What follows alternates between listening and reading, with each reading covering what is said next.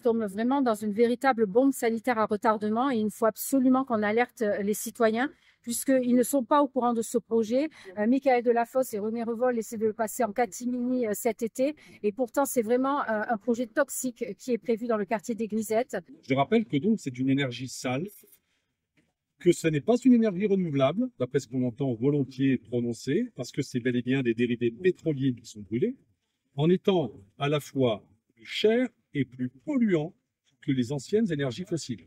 Dans un périmètre de 2 km autour des incinérateurs, nous avons une augmentation considérable des cancers sur tout type de population, que ce soit les plus fragiles, comme les enfants, les personnes âgées, mais aussi les adultes. Que le maire de Montpellier a le cynisme de mettre le CSR dans un quartier déjà impacté par le doublement de l'autoroute, par une usine de méthanisation, donc un quartier populaire. Parce que moi, j'ai fait des études au niveau international, c'est toujours les minorités, les quartiers populaires qui prennent des incinérateurs. Vous croyez que c'est une coïncidence? Donc voilà, on a un maire apparemment de gauche qui prend des positions ultra-libérales sur le traitement des déchets pour multinationales et des positions qui ne sont pas en rapport avec la protection de la santé, notamment des populations les plus fragiles.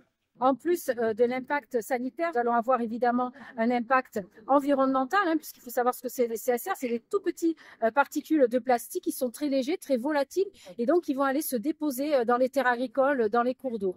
Au-delà de l'impact environnemental et sanitaire, c'est évidemment un coût financier, puisque toute cette usine CSR, ce sont des centaines de millions d'euros. Donc ça va faire une augmentation de la taxe des ordures ménagères et donc un impact dans le portefeuille des ménages. Et là, ce que je conteste, c'est qu'ils ont l'intention de faire voter en juillet, pendant l'été, la pérennisation de cet échec qui va nous engager pour une vingtaine d'années, 15 à 20 ans.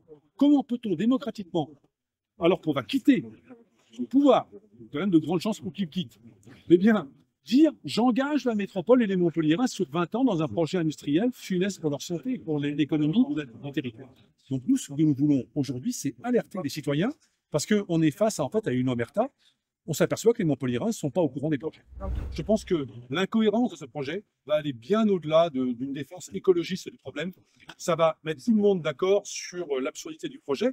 Nous allons interpeller les élus un par un, que ce soit les maires ou les adjoints ou même les élus, les députés du département de l'Hérault, parce que c'est important qu'ils se positionnent et qu'ils soutiennent ce moratoire que nous allons demander sur les incinérateurs CSR. Il est évident que le sujet des déchets sera au cœur des municipales.